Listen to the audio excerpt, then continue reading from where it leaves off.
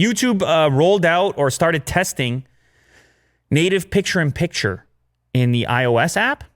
I didn't even know this wasn't a feature. I use it all the time on YouTube. I asked you if you use it. You said not as much, but I use background play as well with the YouTube Premium.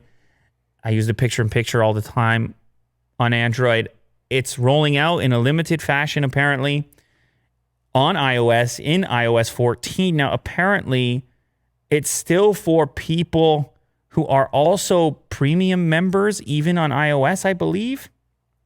YouTube limits video playback in the background on iOS to YouTube Premium subscribers, which means that picture-in-picture is also restricted to users who pay for premium YouTube features. It's like $12 a month.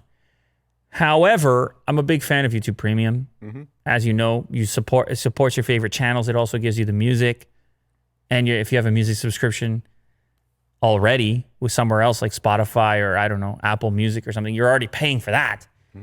So I'm a fan of YouTube Premium, but if you are a YouTube Premium user, you may shortly on iOS 14 see this native feature so that you can keep watching your video while doing something else on your phone, which is kind of nice, and it's a thing that I do all the time.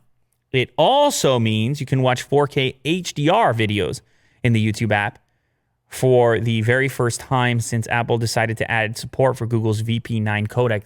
That was another problem.